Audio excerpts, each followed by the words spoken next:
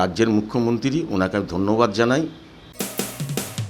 মানুষের পাশে মানুষের সাথে আমরা আছি এই বাংলাতে। আপনারা দেখছেন সংবাদ শিরোনাম। দেখলেন তো অনেক কিছু, এবার দেখুন নতুন কিছু। আর কয়েক ঘন্টার অপেক্ষা বলা যেতে পারে, তারপরেই হাওড়ার ভোট এবং দিল্লি দখলের লড়াই কিন্তু প্রথম থেকেই চলছে। একদিকে শাসক দলের জোর কদমে প্রচার, অপরদিকে বিরোধীদের। আমরা পেয়েছি উলবেড়ি এক ব্লকের সভাপতিকে, তাদের আর তার কয়েক ঘন্টার অপেক্ষা। শেষ মুহূর্তের প্রস্তুতি কীরকম? শেষ মুহূর্তে আমাদের সব প্রস্তুতি রেডি। আমাদের এই কেন্দ্রে 248টা বুথ আছে, সব বুথেই আমাদের একদম প্রস্তুতি রেডি, সব 100% রেডি। মানুষের কাছে কী কী বার্তা নিয়ে গেলেন? মানুষের কাছে বার্তা এটাই, দিদির উন্নয়ন আর মানুষের সাথে থেকে, মানুষের কাছে থেকে মানুষের উপকার করি, এটাই আমাদের বার্তা। বিধানসভার পর থেকে একাধিক নির্বাচনে সাফল্য, সরকারি 74টা কাছাকাছি প্রকল্পে আস্থা রেখেছিল, সেটা তো নির্বাচনই বলেছে।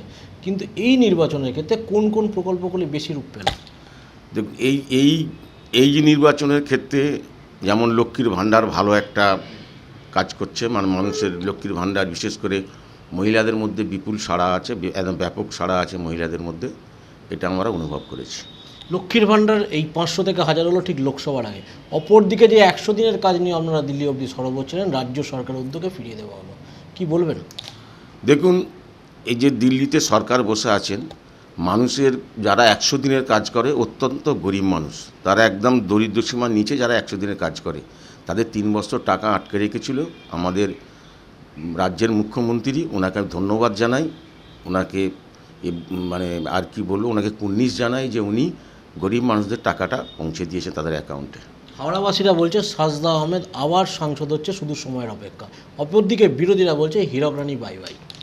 আমি একটা কথা বলি, সাজদা আহমেদ 2019 সালে 2,15,000 ভোটে জিতেছিল। আমরা তার মার্জিনটা 4 লাখের কাছাকাছি নিয়ে যাব, এটা আমাদের। উলবেড়িয়া এক পঞ্চায়েত সমিতি মানে ব্লকের মানুষের উদ্দেশ্যে কি বার্তা দেবেন? উলবেড়িয়া মানুষের মধ্যে যে অনেক বিরোধীরা তো অনেক কথা বলছেন, উনি প্রতি সপ্তাহে শনিবারে আসেন। ওনার উলবেড়িয়া 29 নম্বরে ওয়ার্ডে ওনার নিজস্ব বাড়ি আছে, সেই বাড়িতে উনি মানুষের পরিষেবা দেন। প্রতি সপ্তাহে শনিবারে উনি একদিন আসেন। নেত্রী বলছেন বাংলা কারোর কাছে মাথা নত করবেন, অপরদিকে এই বাংলাই আপনার দিক বলছেন সব দিক থেকে বঞ্চিত। দেখুন, বাংলা কারোর কাছে মাথা নত করবে না, সব ঠিক আছে। আমাদের মানে কেন্দ্র সরকার মোদিবাবু 2019 সাল থেকে 2024 সাল 6,60,000 কোটি টাকা ট্যাক্স বাবদ, জিএসটি বাবদ পশ্চিমবাংলা থেকে তুলে নিয়ে গেল, কিন্তু আমাদের হকের টাকা 1,06,000 কোটি টাকা পাওনা আমাদের দিচ্ছে না। যে 15 লক্ষ টাকা প্রতিশ্রুতির পর আপনারা আবার যখন লোকসভা ভোট, তখন আবার প্রধানমন্ত্রীর মুখে প্রতিশ্রুতি দিচ্ছেন।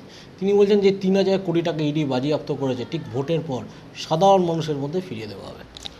দেখুন, দিদির গ্যারেন্টি 100%, 100তে 100, আর মোদির গ্যারেন্টি বড় 0। মানুষ এটা মনে করে নিয়েছে। এই ভোটে কি মোদির গ্যারেন্টি আর দিদির গ্যারেন্টি এটাই কি পার্থক্য করে দেবে? নিশ্চয়ই।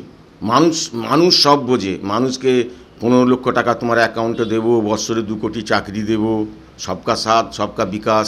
কার বিকাশ হয়েছে? উনি 10 বছর ক্ষমতায় ছিলেন, মানুষের কি বিকাশ করেছেন? উনি শিক্ষার জন্য কি করেছেন? উনি স্বাস্থ্যের জন্য কি করেছেন?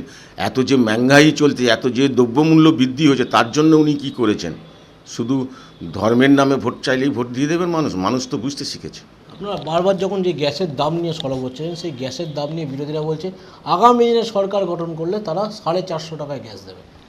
ওটা কিছুদিন আগে রাজস্থানেও বলেছিল, তারপরে ভোট মিটে যাওয়ার পর বললো না, ওসব চলবে না।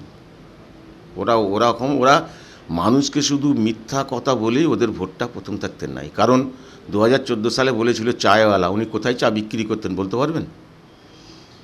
বাংলায় কিন্তু একজনকে দেখেই ভোট হয়, এবং সেই ভোটই কিন্তু বিধানসভার পর থেকে একাধিক নির্বাচনে সাফল্য এনেছে। উলবেড়িয়া এক ব্লকের ব্লক সভাপতি বলছেন এই জয় কিন্তু আবার অব্যাহত থাকতে চলেছে আগামী লোকসভা নির্বাচনে, এবং সেটা শুধুমাত্র সময়ের অপেক্ষা। মানুষের পাশে মানুষের সাথে আমরা আছি এই বাংলাতে। আপনারা দেখছেন সংবাদ শিরোনাম। দেখলেন তো অনেক কিছু, এবার দেখুন নতুন কিছু।